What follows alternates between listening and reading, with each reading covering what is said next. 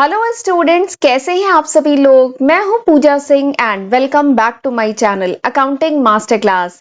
And इस समय हम पढ़ रहे हैं एक बहुत important chapter, that is forms of business organization. काफी इंपॉर्टेंट चैप्टर है ये। तो इस चैप्टर पे आज मेरा तीसरा लेक्चर वीडियो है। तो चलिए एक बार शॉर्ट में बताती हूँ कि अभी जो पिछले जो 2 लेक्चर वीडियो थे हमारे इस चैप्टर पे, इसमें हमने क्या क्या पढ़ा था। तो हमने पढ़ा था कि फॉर्म्स ऑफ बिजनेस ऑर्गेनाइजेशन जो टॉपिक है हमारा, इसमें 5 फॉर्म्स हो सकते हैं किसी भी बिजनेस ऑर्गेनाइजेशन के। क्या क्या हो सकते हैं? Sole proprietorship, joint Hindu family business, partnership, cooperative society and joint stock company. तो यही जो 5 फॉर्म्स है इन्हीं को हमें डिटेल में पढ़ना है। हमें इसका मीनिंग, फीचर्स, मेरिट, लिमिटेशन ये सब डिटेल में पढ़ना है। एंड पिछले जो 2 लेक्चर थे इस चैप्टर पे, उसमें हमने sole proprietorship and joint Hindu family business detail में पढ़ा था। एंड आज हम इसके आगे पढ़ेंगे। आज हम जो तीसरा फॉर्म है बिजनेस ऑर्गेनाइजेशन का, जो कि है पार्टनरशिप, उसको डिटेल में समझेंगे। मैं इसमें आपको बताऊंगी पार्टनरशिप का क्या मतलब होता है, इसके फीचर्स क्या है, मेरिट क्या है, लिमिटेशन क्या है, टाइप्स ऑफ पार्टनर, पार्टनर कितने टाइप के होते हैं, पार्टनरशिप फर्म कितने टाइप की हो, पार्टनरशिप कितने टाइप की हो सकती है, पार्टनरशिप डीड के बारे में समझेंगे। एंड जो पार्टनरशिप फर्म होता है इसका रजिस्ट्रेशन का प्रोसेस क्या होता है ये समझेंगे। तो ये सारे ही टॉपिक हमें डिटेल में पढ़ने हैं, राइट। तो चलिए फिर आज का लेक्चर हम जल्दी से स्टार्ट करते हैं। इससे पहले जब हमने सोल प्रोप्राइटरशिप पढ़ा था, ठीक है, तो आपने देखा था सोल प्रोप्राइटर, सोल मतलब सिंगल, प्रोप्राइटर मतलब ओनर। तो सोल प्रोप्राइटरशिप में क्या था? एक सिंगल ओनर था, एक मिस्टर एक्स थे, वही अपनी दुकान या कोई भी अपना छोटा सा बिजनेस चला रहे थे, वो सोल प्रोप्राइटर थे। लेकिन उसका एक बहुत बड़ा डिसएडवांटेज, ये जो सोल प्रोप्राइटरशिप है इसमें एक बहुत बड़ा डिसएडवांटेज है कि ये जो मिस्टर एक्स है ना, इनके पास जो पैसे होंगे, जो फाइनेंस होगा, जो कैपिटल होगा, वो एक लिमिटेड ही तो होगा, ठीक है। उतना ज्यादा तो नहीं होगा जितना कुछ लोगों के पास मिलके होगा, ठीक। तो ये जो मिस्टर एक्स थे ना, एक इनके साथ बहुत बड़ी दिक्कत है कि इनके पास कैपिटल लिमिटेड है। थोड़ा इन्होंने अपना पैसा डाला, थोड़ा सा लोन ले लिया, ठीक है, पर फिर भी इनके बिजनेस की साइज क्या होगी? एक लिमिटेड कैपिटल होगा इनके पास। एंड प्लस अगर ये अपना बिजनेस एक्सपेंड करते हैं, अपने बिजनेस को एक नेक्स्ट स्केल पे ले जाते हैं, एक्सपेंड करते हैं, तो भी इन्हें बहुत दिक्कत आएगी, क्योंकि जो मिस्टर एक्स है ना, ऐसा तो नहीं हो सकता कि मिस्टर एक्स हर फील्ड में एक्सपर्ट हो, मार्केटिंग की भी स्किल आती हो, प्रोडक्शन से रिलेटेड भी सब कुछ आता हो, और बाकी परचेजिंग से रिलेटेड और भी बहुत सारी स्किल रिक्वायर्ड है किसी भी बिजनेस को सक्सेसफुली लार्ज स्केल पे रन करने के लिए, बहुत सारी स्किल रिक्वायर्ड है। तो मुश्किल है कि मिस्टर एक्स हर फील्ड में एक्सपर्ट हो, ये थोड़ा सा मुश्किल है, ठीक है। तो इनका अगर बिजनेस एक लार्ज स्केल पे एक्सपेंड होता है ना, तो उसे मैनेज करने में भी अकेले मिस्टर एक्स को बहुत दिक्कत आने वाली है, ठीक है, और आती है, ठीक। तो ये एक सोल प्रोप्राइटरशिप की एक बहुत बड़ी कमी है। तो इसका सोल्यूशन क्या है? तो इसका सोल्यूशन फिर निकल के आया पार्टनरशिप फर्म। इसका सॉल्यूशन क्या है? Partnership firm. पार्टनरशिप फर्म में क्या है? एक अकेले मिस्टर एक्स नहीं होंगे, मिस्टर एक्स किसी दूसरे मिस्टर वाई से हाथ मिला लेंगे, ठीक है। जो पार्टनरशिप फर्म होती है उसमें कम से कम 2 और मैक्सिमम, अभी खैर मैं आगे बताऊंगी, मैक्सिमम 50 मेंबर्स हो सकते हैं, मैक्सिमम 50 पार्टनर्स हो सकते हैं, मेंबर्स नहीं, पार्टनर कहिए इन्हें। तो पार्टनरशिप फर्म में क्या होता है? कम से कम कम से कम 2, ठीक है। ये जो मिस्टर एक्स है एक मिस्टर वाई से हाथ मिला लेंगे, इनको अपना पार्टनर बना लेंगे। तो कम से कम 2 और मैक्सिमम जो है 50 पार्टनर्स हो सकते हैं पार्टनरशिप फर्म में।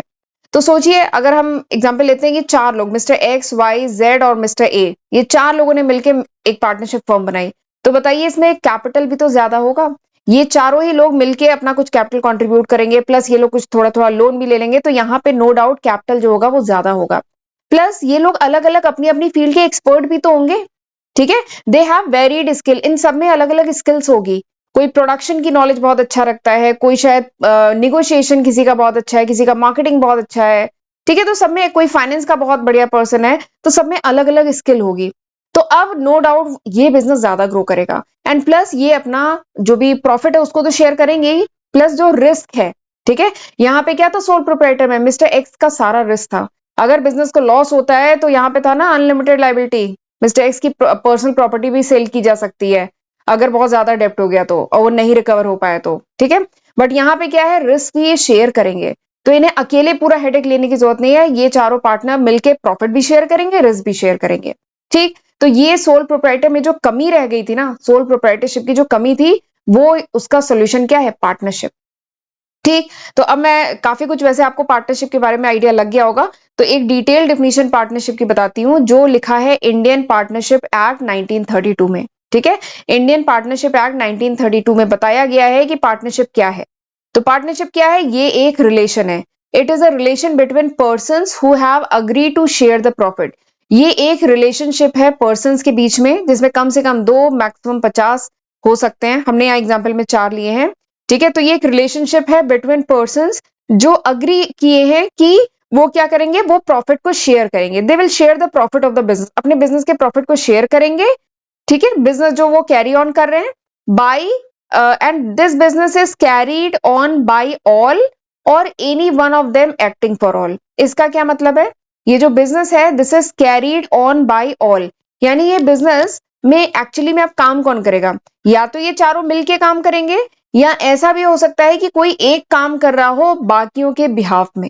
ठीक है, फिर उसको कुछ एक्स्ट्रा सैलरी वगैरह भी मिलती है। ठीक है, वो सब आगे की अभी चीजें पार्टनरशिप डीड में डिफाइन किया जाता है। तो पार्टनरशिप में ऐसा भी हो सकता है कि चारों मिलके भी काम कर रहे हैं या कोई एक बाकियों के बिहाफ में काम कर रहा है, तो ये भी हो सकता है पार्टनरशिप में।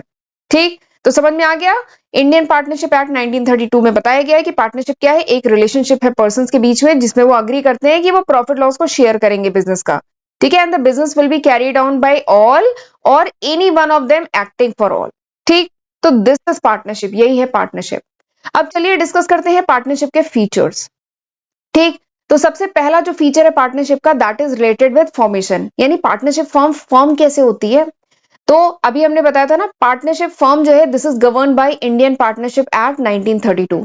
इंडियन पार्टनरशिप एक्ट 1932 में सारे ये एक्ट है जिसमें सारे क्लॉजेस बताए गए हैं कि किस तरीके से इसका फॉर्मेशन होगा, क्या रूल रेगुलेशन फॉलो करने, ये सब इस एक्ट में प्रॉपरली डिफाइंड है। Indian partnership act 1932। ठीक, एंड ये जो पार्टनरशिप फर्म है this comes into existence through a legal agreement. ये जो पार्टनरशिप फर्म है, ठीक है, जिसमें ये 4 लोग हैं, मिस्टर एक्स, वाई, जेड और मिस्टर ए, ये जो पार्टनरशिप फर्म इन्होंने बनाई है, ये कैसे फॉर्म होती है? ये फॉर्म होती है थ्रू अ लीगल एग्रीमेंट। इनके बीच में एक लीगल एग्रीमेंट फॉर्म होता है। ठीक है, लीगल एग्रीमेंट कानूनी एग्रीमेंट होता है जिसमें हर चीज डिफाइन होती है, term and condition of this partnership firm. इस पार्टनरशिप फर्म की जो भी टर्म कंडीशन है, इन पार्टनर्स के बीच में कैसा रिलेशन रहेगा, इनको प्रॉफिट लॉस जो शेयर करना है वो किस प्रपोर्शन में शेयर करना है, क्या ये 25-25% शेयर करेंगे चारों, ठीक है, या कुछ और रेशियो रहेगा, कुछ और भी हो सकता है। ठीक है, कोई वो नहीं है, तो क्या रेशियो रहेगा ये सब इसमें डिफाइन रहेगा। प्लस जो बिजनेस को कंडक्ट किस तरह से किया जाएगा, कोई अगर डिस्प्यूट हो जाता है तो उसको कैसे सॉल्व किया जाएगा, ये सारी ही चीजें इस पार्टनरशिप डीड में डिफाइन होती है।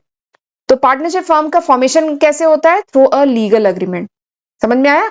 पार्टनरशिप फर्म कैसे फॉर्म होती है? Through a legal agreement between partners. Partners के बीच में एक लीगल एग्रीमेंट होता है, और ये रिटन भी हो सकता है, ओरल भी हो सकता है। ठीक है, लिखित रूप में भी हो सकता है, ओरल भी हो सकता है, वर्बल भी हो सकता है, लेकिन हमेशा रिटन की ही कोशिश की जाती है कि रिटन होना चाहिए। ठीक है, क्योंकि ये पार्टनरशिप फर्म लंबा चल रही है, 5 साल पहले क्या अग्रीमेंट किया था वर्बली, वो किसको याद है? ठीक है, तो इसलिए हमेशा कोशिश की जाती है रिटर्न हो।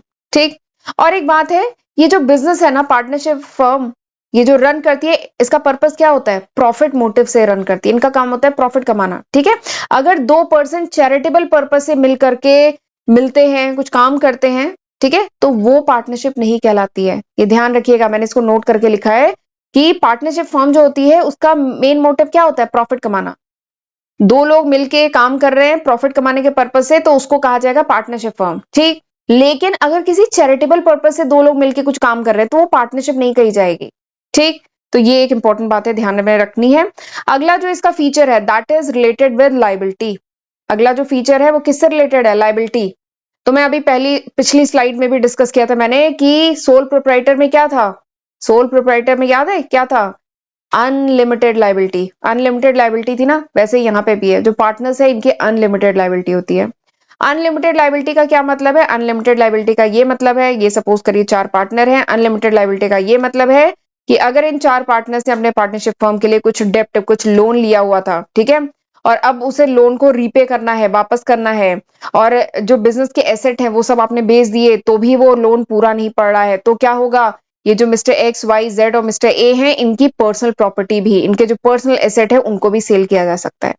ठीक है, तो वही है अनलिमिटेड लाइबिलिटी है इनकी। तो वही है पर्सनल एसेट में बी यूज फॉर रीपेइंग डेप्ट, अगर बिजनेस के एसेट कम पड़े तो।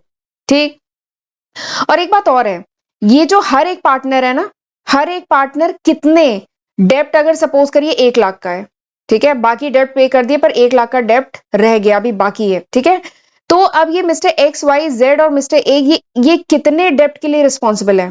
क्या ये पूरे 1 लाख के डेप्ट के लिए रिस्पॉन्सिबल है? नहीं, इनकी जितनी हिस्सेदारी है इस पार्टनरशिप फर्म में, अगर इनकी हिस्सेदारी 25% की है, ये जो चारों जो है ये 25-25% की हिस्सेदारी रखते हैं इस बिजनेस में, प्रॉफिट लॉस 25-25% अगर शेयर करते हैं, तो यानी ये जो 1 लाख का डेप्ट है इसका 25,000 ही मिस्टर एक्स को पे करना है, 25,000 मिस्टर वाई को करना है, 25,000 मिस्टर जेड को करना है, 25,000 मिस्टर ए को करना है। तो वही चीज मैं लिखी है कि all the partner are responsible for the डेप्ट दे कॉन्ट्रीब्यूट, यानी जितना उनका कॉन्ट्रीब्यूशन है इस बिजनेस में, ठीक है, जितना इन्होंने कॉन्ट्रीब्यूट किया है केवल उतने डेप्ट के लिए, उतनी हिस्सेदारी के लिए ये लाइबल है। ठीक है, इन्हें कहीं से भी ये जो 25,000 है ये कहीं से अरेंज करके, चाहे अपना पर्सनल एसेट बेचो चाहे कहीं से अरेंज करो, लाके बिजनेस में देना है। ठीक, तो वही मतलब है अनलिमिटेड लाइबिलिटी का।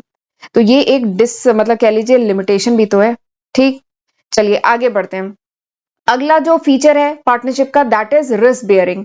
रिस्क कौन बियर करेगा?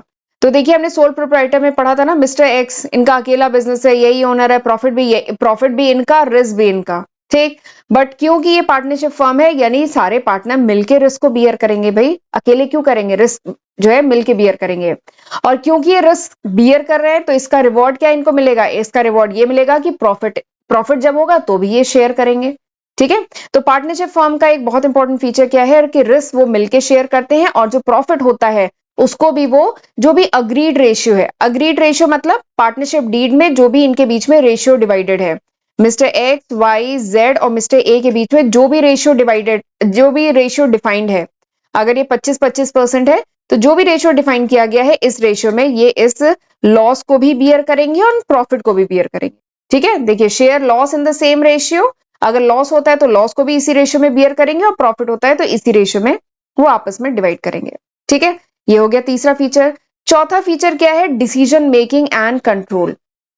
तो अब ये जो पार्टनरशिप फॉर्म होती है इनमें डिसीजन कैसे लिया जाता है? देखिए सोल प्रोप्राइटर में तो सब कुछ मिस्टर एक्स को ही करना था, कोई दिक्कत ही नहीं थी, हिंदू अनडिवाइडेड फैमिली में करता डिसीजन लेता था। ठीक है, बट यहाँ पे कौन लेगा डिसीजन? तो यहाँ पे डिसीजन लिया जाता है on the basis of mutual consent, आपसी सहमति से, ये चारों लोग मिलके आपसी सहमति से डिसीजन लेते हैं बिजनेस के। ठीक है, ज्वाइंट एफर्ट होता है, ये बिजनेस को मैनेज भी करते हैं ज्वाइंटली, ज्वाइंट एफर्ट से सारे पार्टनर मिलकर काम करते हैं, म्यूचुअल कंसेंट से डिसीजन लेते हैं। बट अगर सपोज करिए कोई ऐसा डिसीजन है जहां पे इनमें आपसी सहमति नहीं बन रही है, तो क्या करते हैं? तो फिर वोटिंग कर लेते हैं। ठीक है, वोटिंग कर लेते हैं। चलिए आगे बढ़ते हैं। पांचवा पॉइंट क्या है? कॉन्टिन्यूटी। तो सोल प्रोप्राइटर में आपने पढ़ा था ना, जहां पे केवल मिस्टर एक्स थे, वहां पे भी यही दिक्कत थी। इवन ये एक कह लीजिए लिमिटेशन है कि अगर मिस्टर एक्स को कुछ हो जाता है, सोल प्रोप्राइटर में पढ़ा था ना, मिस्टर एक्स को कुछ हो गया तो क्या होगा? बिजनेस बंद हो जाएगा। ठीक, सेम कहानी यहाँ पे है, लेकिन यहाँ पे थोड़ा सा ट्विस्ट है। देखिए यहाँ पे भी क्या है? Lack of continuity of the business. ठीक है, यहाँ पे भी ये बिजनेस कंटिन्यू बहुत लंबा, मतलब थोड़ा सा मुश्किल है अगर ये चार लोग मिलकर बिजनेस कर रहे हैं। ठीक है, अनफॉर्चुनेटली अगर किसी की, मतलब भगवान न करे किसी की डेथ वगैरह हो जाए, कोई बीमारी हो जाए, वो काम नहीं कर सकता, रिटायरमेंट लेना चाहे, वो बिजनेस से अलग होना चाहे, इनसॉल्वेंसी हो जाए, इनसैनिटी हो जाए, कोई भी दिक्कत आ जाए, तो ये जो पार्टनरशिप फर्म है ना, this will come to an end, ये पार्टनरशिप फर्म खत्म हो जाएगी।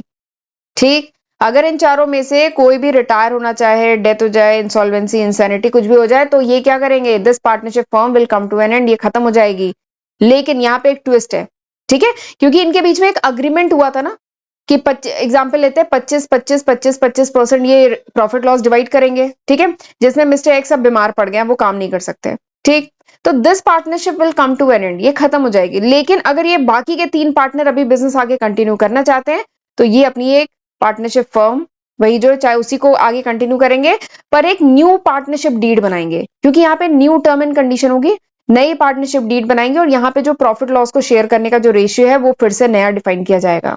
ठीक है, तो वही यहाँ पे लिखा है कि अगर रिमेनिंग पार्टनर उस पार्टनरशिप को आगे कंटिन्यू करना चाहते हैं तो कर सकते हैं, लेकिन एक न्यू अग्रीमेंट बनेगा। तो यहाँ पे ये थोड़ा सा ट्विस्ट है। अगला जो फीचर है, ठीक है, अगला जो फीचर है that is related with number of partner, जो मैंने अभी थोड़ी देर पहले बताया कि कम से कम कितने पार्टनर होने चाहिए? 2, ज्यादा से ज्यादा कितने हो सकते हैं? 50। ठीक, चलिए अगला जो फीचर है that is related with mutual agency. Mutual agency का क्या मतलब है कि हर पार्टनर जो है वो प्रिंसिपल भी है, एजेंट भी है। ये जो 4 पार्टनर हैं ये एजेंट भी हैं, प्रिंसिपल भी हैं। ठीक है, ये एजेंट है, मतलब ये जूनियर भी है, ये मतलब एजेंट है, इसका मतलब क्या है कि अगर किसी पार्टनर ने कुछ काम कहा है, ठीक है, तो उन्हें करना भी है, ठीक है, उन्हें करना भी है, प्लस ये पार्टनर प्रिंसिपल भी है, इसका मतलब ये जो पार्टनर है ये भी एक्ट कर सकता है as a superior to other partner, यानी ये भी बाकियों को काम कहेगा, ठीक है, और बाकियों को इसके अकॉर्डिंग एक्ट करना होगा, ठीक है। तो वही चीज यहाँ पे लिखी है, he is an agent to other partners as he represent them and thereby bind them through his act. वो इनको रिप्रेजेंट, कोई भी एक पार्टनर जो है वो एजेंट भी है क्योंकि वो उनको रिप्रेजेंट भी कर सकता है, ठीक है, and bind them through his act, अपने एक्ट के थ्रू इन्हें बाइंड कर सकता है, और एक प्रिंसिपल भी है, ठीक है। तो इस तरीके से क्या होता है, पार्टनरशिप जो होती है firm, it is a mutual agency. तो ये थे इसके कुछ फीचर्स, अब हम बात करेंगे कुछ मेरिट्स की, ठीक। इसके मेरिट्स क्या है, इसके मेरिट्स क्या है, कह लीजिए एडवांटेज क्या है, फायदा क्या है पार्टनरशिप फर्म का। तो सबसे पहला जो मेरिट है that is ease of formation and closure. आसान है, पार्टनरशिप फर्म फॉर्म करना आसान है, प्लस पार्टनरशिप फर्म को क्लोज करना भी आसान है। ऐसे ही सोल प्रोप्राइटर में भी आपने पढ़ा था ना, दुकान खोलना कितना आसान है, और दुकान को नहीं माने या सपोज के कोई प्रॉब्लम आ जाती है तो बंद भी कर सकते हैं। सेम वही है, पार्टनरशिप फर्म को फॉर्म करना आसान है, केवल एक अग्रीमेंट ही तो करना है, जितने भी पार्टनर्स हैं उनके बीच में एक अग्रीमेंट होना है, ठीक है। तो पार्टनरशिप फर्म जो है आसान है ओपन करना। पर एक बात है, रजिस्ट्रेशन जो है ना, पार्टनरशिप फर्म का जो रजिस्ट्रेशन है it is not compulsory. Partnership firm का आप रजिस्ट्रेशन कराएं ये कोई जरूरी नहीं है, इट इज नॉट कंपलसरी, लेकिन करा लेना चाहिए, ठीक है। अगर ये 4 लोगों का पार्टनरशिप फर्म है तो इन्हें अपने पार्टनरशिप फर्म का रजिस्ट्रेशन करा लेना चाहिए, but it is not legally compulsory, compulsory नहीं है, बट कराना चाहिए। क्योंकि अगर पार्टनरशिप फर्म का मतलब है registration, only then they can sue on others, मतलब अगर कोई दिक्कत आती है, कोई कोर्ट में केस वगैरह कुछ होता है, तो अगर इनकी फर्म रजिस्टर्ड होगी तभी इनकी सुनवाई होगी, ठीक है। तो वही है, और इसी तरीके से क्लोजर भी आसान है, पार्टनरशिप फर्म को क्लोज अगर करने की जरूरत पड़ी तो वो भी आसानी से हो सकता है। तो ये इसका पहला मेरिट है। दूसरा मेरिट इसका क्या है, balance decision making. Balance decision making जो हमने अभी पिछली स्लाइड में भी पढ़ा था, देखिए 4 लोग हैं, ठीक है। पहले क्या थे, मिस्टर एक्स जो सोल प्रोप्राइटर में मिस्टर एक्स थे, ये अकेले थे, कभी इनका डिसीजन सही होता था। देखिए एक पर्सन हर फील्ड में एक्सपर्ट नहीं हो सकता, ये तो मानना पड़ेगा, ठीक है, हर चीज में अच्छा एक पर्सन नहीं हो सकता। तो मिस्टर एक्स जब सोल प्रोप्राइटर थे तो कुछ डिसीजन इनके सही होते थे, बढ़िया प्रॉफिट होता था, लेकिन कुछ डिसीजन इनके गलत भी हो जाते थे, क्योंकि हर फील्ड में तो एक्सपर्ट है नहीं ना। बट अब जो पार्टनरशिप फर्म है वहां पे एक बैलेंस डिसीजन होता है, क्यों, क्योंकि शायद मिस्टर एक्स जो है वो मार्केटिंग में बहुत अच्छे हैं, मिस्टर वाई जो है वो फाइनेंस की चीजें संभाल लेते हैं, मिस्टर जेड जो है वो प्रोडक्शन संभाल लेते हैं, एंड मिस्टर ए जो है ये बाकी फंड्स वगैरह का अरेंजमेंट बढ़िया कर लेते हैं, या कुछ और एक्सपर्टीज इनकी होगी। तो सबकी अपनी एरिया ऑफ एक्सपर्टीज है, तो यहाँ पे जो डिसीजन मेकिंग होगी ना, वो सबकी सहमति से सब लोग मिलकर अपना बढ़िया डिसीजन देंगे, ठीक है। तो यहाँ पे जो डिसीजन होगा ना दैट वुड बी बैलेंस, वो बैलेंस डिसीजन होगा। और इस डिसीजन में क्या होगा, एरर के चांसेस क्या होंगे, मिनिमम होंगे, कम से कम एरर के चांसेस होंगे। सबका अपना अपना कुछ एक्सपीरियंस है, ये चारों पार्टनर अपने साथ कुछ एक्सपीरियंस लेके आए हैं। पहले सोल प्रोप्राइटर में केवल मिस्टर एक्स का एक्सपीरियंस था, उन्हीं को जितनी नॉलेज है, जो एक्सपीरियंस है वही था, लेकिन यहाँ पे बैलेंस में इन चारों के पास कुछ कुछ एक्सपीरियंस है, नॉलेज है, एक्सपर्टीज है, उसका यूज करेंगे वो, और एक बैलेंस डिसीजन होगा फर्म का, तो एरर के चांसेस कम है, ठीक। जो तीसरा एडवांटेज है, मेरिट है, दैट इज मोर फंड, ज्यादा फंड होगा ना यहाँ पे। 4 पार्टनर है, चारों पार्टनर कुछ कुछ पैसा लेके आएंगे, ठीक है, कुछ अपना पैसा लेके आएंगे, ये चारों पार्टनर अपना कुछ लोन भी लेंगे, तो फिर यहाँ पे जो फंड होगा दैट वुड बी मोर, वो ज्यादा होगा ना as compare to sole proprietor. अकेले मिस्टर एक्स से तो एक लिमिट तक ही पैसा कंट्रीब्यूट कर सकते थे, लेकिन अब चारों लोग मिल गए हैं तो ज्यादा पैसा आएगा ना, ठीक है। तो इससे क्या है, वो अपने बिजनेस को एक अगले स्केल पे लेके जा सकते हैं, अपने बिजनेस को और ज्यादा एक्सपेंड कर सकते हैं। बट पहले ऐसे जब सोल प्रोप्राइटर थे मिस्टर एक्स, वो एक लिमिट तक ही अपने बिजनेस को एक्सपेंड कर सकते थे, ठीक। चलिए आगे बढ़ते हैं, शेयरिंग ऑफ रिस्क। अगला जो मेरिट है that is related with sharing of risk. पहले मिस्टर एक्स अकेले बेचारे अगर लॉस हो जाता था, इन्हें सब कुछ अकेले झेलना होता था, लेकिन अब 4 पार्टनर मिल गए हैं तो फिर क्या है, अब चारों पार्टनर मिलके वो लॉस को बियर करेंगे, ठीक है। अगर 1 लाख का लॉस हुआ, ठीक है, तो 25 चारों का लॉस है ये, ठीक है। तो फिर इन मतलब कह लीजिए बर्डन एक पार्टनर पे कम आ जाता है, ठीक। ये तो चलिए फाइनेंशियल बर्डन है, बट अगर लॉस होता है तो एंजाइटी होती है, बर्डन आ गया, स्ट्रेस हो जाता है। बट अगर मिलके 4 लोग हैं तो फिर कह लीजिए ये स्ट्रेस कम नहीं हो जाएगा, बर्डन कम नहीं हो जाएगा इंडिविजुअल पे, उसे उतनी एंजाइटी भी नहीं होगी। सब आपस में मिलके प्रॉफिट भी शेयर करेंगे, लॉस भी शेयर करेंगे, तो ये एक अच्छी बात है। अगला जो मेरिट है that is related with secrecy. अगला जो है सीक्रेसी से रिलेटेड है। इसका मतलब क्या है कि पार्टनरशिप फर्म को कोई ऐसा लीगल बाउंडेशन इन पे नहीं होता है कि उन्हें अपनी बुक ऑफ अकाउंट को पब्लिश करना होता है, अपनी वेबसाइट पे या किसी न्यूज़पेपर में पब्लिश करना है, ऐसा कुछ भी ऐसा लीगल कंपल्सन नहीं होता है, वो उन्हें नहीं पब्लिश करना होता है। तो बिजनेस की जो भी कॉन्फिडेंशियल इंफॉर्मेशन है, जो भी उनकी फाइनेंशियल रिपोर्ट्स हैं, जो भी प्रॉफिट लॉस हो रहा है, वो कह लीजिए उन्हीं का है। उन्हें बाहर किसी भी पब्लिक के साथ शेयर करने की कोई जरूरत नहीं है। लेकिन आप पढ़ चुके हैं कंपनी के केस में क्या होता है। कंपनी के केस में उन्हें अपनी वेबसाइट पे प्लस नेशनलाइज न्यूज़पेपर में अपने जो भी फाइनेंशियल डेटा है वो शेयर करना होता है। ठीक है, और वो अपने पीएल अकाउंट, बैलेंस शीट वगैरह शेयर करती हैं। तो यहाँ पे क्या होता है, सीक्रेसी होती है पार्टनरशिप फर्म में। जो भी क्या लीजिए फाइनेंशियल इंफॉर्मेशन या कोई दूसरी इंफॉर्मेशन ये पार्टनर्स के बीच में होती है, ये बिजनेस कोई जरूरी नहीं है कि बाहर किसी से शेयर करें। ठीक, तो ये भी एक एडवांटेज है। अब एडवांटेज है तो कुछ कमियां भी होंगी। कमी तो हर जगह होती है, यहाँ पे भी थोड़ी सी कमी है।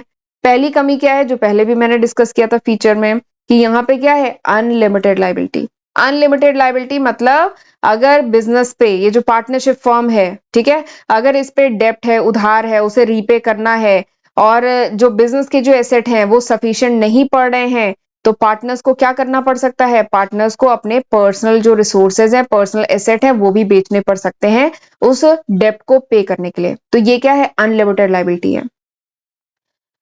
नेक्स्ट जो इसकी लिमिटेशन है दैट इज लिमिटेड रिसोर्स। इनके पास रिसोर्सेज लिमिटेड हैं।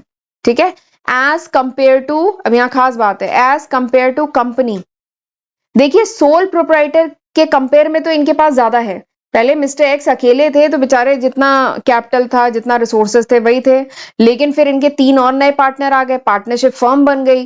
ठीक है, तो इनके पास नो डाउट रिसोर्सेज पहले से ज्यादा हैं। ठीक, लेकिन अगर कंपनी से कंपेयर करें, ठीक है, कंपनी से कंपेयर करें तो कंपनी में तो लाखों शेयर होल्डर हैं, तो उनसे कंपेयर करें ना तो पार्टनरशिप फर्म के पास क्या है, लिमिटेड रिसोर्सेज हैं। क्योंकि पार्टनरशिप फर्म में रिस्ट्रिक्टेड नंबर ऑफ पार्टनर होते हैं। मैक्सिमम कितने पार्टनर हो सकते हैं, 50 पार्टनर हो सकते हैं। तो कैपिटल कंट्रीब्यूशन भी क्या होगा, लिमिटेड ही होगा। ठीक है, तो यहाँ पे अगर बिजनेस को एक्सपेंड करना है तो एक साइज तक ही बिजनेस को एक्सपेंड कर सकते हैं, एक सर्टेन साइज तक ही कर सकते हैं, उसके उससे बड़ा ज्यादा बिजनेस नहीं बना सकते हैं। ठीक, तो यहाँ पे लिमिटेड रिसोर्स है। नेक्स्ट जो लिमिटेशन है पार्टनरशिप फर्म की वो क्या है, पॉसिबिलिटी ऑफ कंफ्लिक्ट। यहाँ पे कंफ्लिक्ट होने के चांसेस है ना।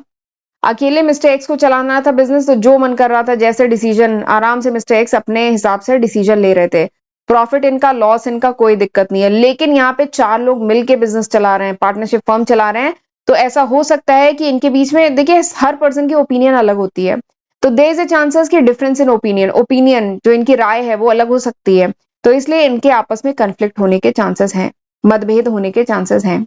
और ऐसा भी हो सकता है कि कभी कभार किसी एक पार्टनर ने कोई गलत, मतलब सब सारे पार्टनर को इन्हीं का कहना मानना पड़ा, मिस्टर ए का कहना मानना पड़ा, इन सारे पार्टनर को किसी भी रीजन से मानना पड़ा, और वो डिसीजन गलत हो गया, और इससे क्या हो गया, इससे लॉस हो गया। तो इसका मतलब क्या हुआ कि मिस्टर ए की गलती के कारण भुगते कौन, मिस्टर एक्स भी भुगतेंगे, मिस्टर वाई भी भुगतेंगे, मिस्टर जेड भी भुगतेंगे। ठीक है, तो यानी एक के अनवाइज डिसीजन से, एक के गलत डिसीजन से बाकी सबको फाइनेंशियल लॉस हो गया। ठीक है, तो ये एक इसकी लिमिटेशन है कि मतलब एक की करनी से सबको भुगतना पड़ेगा, इसमें ऐसा होता है। ठीक, अगला जो लिमिटेशन है that is lack of continuity. Lack of continuity, इसका मतलब क्या है कि partnership firm comes to an end with retirement, death, insolvency of any partner. अभी पिछले स्लाइड में डिस्कस हुआ था कि अगर कोई भी पार्टनर, चारों में से कोई भी पार्टनर की अगर डेथ हो जाए, इंसॉल्वेंसी हो जाए, या वो रिटायरमेंट लेना चाह रहा है, या तबियत खराब हो गई, या वो नहीं काम करना चाह रहा है, तो क्या होगा, this partnership firm will come to an end. उनके बीच में जो अग्रीमेंट था वो खत्म हो जाएगा, पार्टनरशिप फर्म खत्म हो जाएगी। बट एक ट्विस्ट है कि बाकी के जो 3 पार्टनर अगर आगे बिजनेस कंटिन्यू करना चाहते हैं तो एक न्यू अग्रीमेंट बनाएंगे, एक न्यू अग्रीमेंट बनाएंगे और आगे बिजनेस को कंटिन्यू कर सकते हैं। ठीक है, तो चलिए ये थी कुछ लिमिटेशन। एक और लिमिटेशन है, ठीक, अगली लिमिटेशन क्या थी, क्या है, lack of public confidence. Lack of public confidence का क्या मतलब है कि देखिए पार्टनरशिप फर्म जो होती है वहां पे क्या हमने पढ़ा था, सीक्रेसी होती है, मतलब उनके ऊपर ऐसा कोई लीगल कंपल्शन नहीं होता कि जो भी अपनी फाइनेंशियल रिपोर्ट है वो पब्लिक के साथ शेयर करे, ऐसा कोई लीगल कंपल्शन नहीं होता है। तो अगर कोई पार्टनरशिप फर्म है, ठीक है, वो अगर पब्लिक को अपने जो भी फाइनेंशियल स्टेटस है, ठीक है, किस टाइप के प्रोडक्ट बना रही है, क्या है, कुछ भी नहीं शेयर कर रही है, तो क्या पब्लिक इसको पैसा देना, लोन देने का सोचेगी? नहीं सोचेगी ना, पब्लिक का इस पे कॉन्फिडेंस ही नहीं आएगा। तो ये एक इसकी लिमिटेशन है कि difficult for any member of the public to ascertain the true financial position of the partnership firm. इस पार्टनरशिप फर्म की क्या पोजीशन है, प्रॉफिट कमा रही है कि लॉस कमा रही है, क्या पोजीशन है, पब्लिक को पता ही नहीं चलेगा। तो पब्लिक जो है इस पे ट्रस्ट नहीं करेगी, कॉन्फिडेंस नहीं बिल्ड होगा और पब्लिक इस पार्टनरशिप फर्म को लोन नहीं देगी। ठीक है, तो ये इसका 5वां लिमिटेशन थी। ठीक है, तो चलिए आज मैं यहीं पे वाइंड अप करती हूँ इस लेक्चर को। और प्लीज अगर ये वीडियो पसंद आए तो इसको लाइक करना मत भूलिएगा और कमेंट करके भी मुझे बताइएगा कि हाउ वाज दिस लेक्चर। ठीक है, और एक बात और है कि अभी इसमें और टॉपिक बच रहे हैं कि types of partner, types of partnership, partnership deed, registration, ये टॉपिक भी बच रहे हैं जो मैं अगले लेक्चर में कराऊंगी, क्योंकि ये लेक्चर ऑलरेडी आधे घंटे का हो गया है। तो अब हम मिलते हैं अगले लेक्चर वीडियो में, और प्लीज मेरे चैनल को सब्सक्राइब कर लीजिएगा, मेरे दोनों ही चैनल को, अगर आपने अभी तक नहीं किया है तो। ठीक है, तो चलिए फिर मिलते हैं अगले लेक्चर वीडियो में, तब तक अपना ध्यान रखिएगा। God bless you.